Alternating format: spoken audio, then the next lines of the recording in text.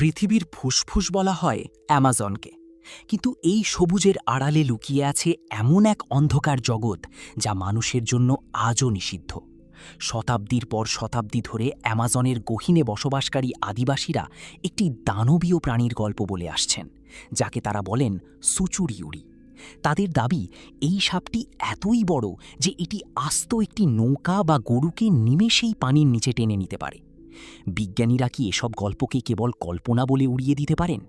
যদি আমি বলি আজ থেকে ৬০ মিলিয়ন বছর আগে ঠিক এমনই এক দানব এই বনেই রাজত্ব করত, যার নাম ছিল টাইটানোবোয়া।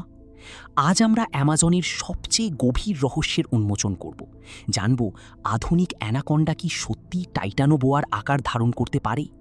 ২০০৯ সালে কলম্বিয়ার একটি কয়লা খনিতে কাজ করার সময় শ্রমিকরা অদ্ভুত কিছু হাড় খুঁজে পান। প্রথমে তারা ভেবেছিলেন এগুলো কোনো প্রাচীন কুমিরের, কিন্তু পরে গবেষণায় দেখা গেল এটি ছিল একটি সাপ।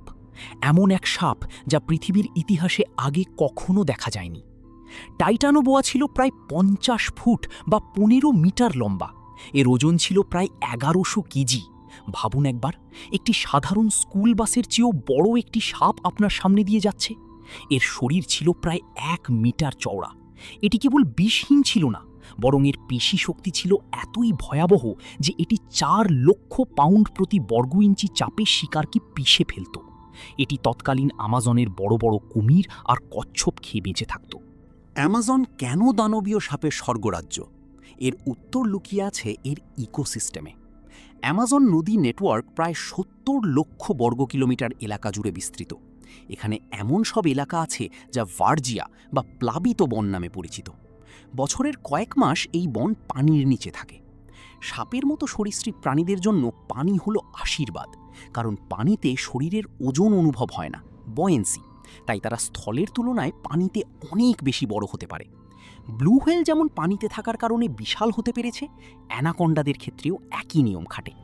অ্যামাজনের এই বিশাল এবং অগভীর জলাভূমি টাইটানোবোয়া বা তার বংশধরদের জন্য এখনও শ্রেষ্ঠ লুকানোর জায়গা। ১৯০৭ সালে ব্রিটিশ অভিযাত্রী কর্নেল পার্সি ফসেট দাবি করেছিলেন তিনি অ্যামাজনে ৬২ ফুট বা ১৮ মিটার লম্বা একটি সাপ দেখেছেন। যদিও সবাই তাকে পাগল বলেছিল, কিন্তু ফসেট তার দাবিতে অটল ছিলেন। এমনকি আমেরিকার সাবেক প্রেসিডেন্ট থিওডোর রুজভেল্ট ১০ মিটার বা ৩০ ফুটের বেশি লম্বা অ্যানাকন্ডা জীবিত ধরতে পারলে $৫০,০০০ পুরস্কার ঘোষণা করেছিলেন, যা আজ পর্যন্ত কেউ জিততে পারেনি। আধুনিক যুগেও এই রহস্য শেষ হয়নি। ২০১৬ সালে ব্রাজিলের বেলো মন্টে বাঁধ নির্মাণের সময় একটি বিশালাকার অ্যানাকন্ডা পাওয়া যায়, যা প্রায় ১০ মিটার লম্বা ছিল বলে দাবি করা হয়। কিন্তু পর্যাপ্ত প্রমাণের অভাবে বিজ্ঞান এগুলোকে রেকর্ডভুক্ত করতে পারে না। ২০২৪ সালে অ্যামাজনের উত্তর অঞ্চলে একটি অভাবনীয় আবিষ্কার ঘটে। বিজ্ঞানীরা দেখেন সেখানে বসবাসকারী দানবীয় অ্যানাকন্ডাগুলো আসলে সাধারণ গ্রিন অ্যানাকন্ডা নয়। এটি একটি সম্পূর্ণ নতুন প্রজাতি, যার নাম দেওয়া হয়েছে নর্দার্ন গ্রিন অ্যানাকন্ডা। প্রায় ১০ মিলিয়ন বছর আগে এরা দক্ষিণ থেকে আলাদা হয়ে গিয়েছিল। এই নতুন প্রজাতিটি আকারে আরও বড় এবং আরও বেশি শক্তিশালী হওয়ার সম্ভাবনা দেখা দিচ্ছে। ২০২৫ সালের এক গবেষণায় দেখা গেছে অ্যানাকন্ডারা তাদের সময়ের ৯৩% পানির নিচে বা কাদার গভীরে লুকিয়ে কাটায়। তারা অত্যন্ত এলিউসিভ বা ছদ্মবেশী প্রাণী।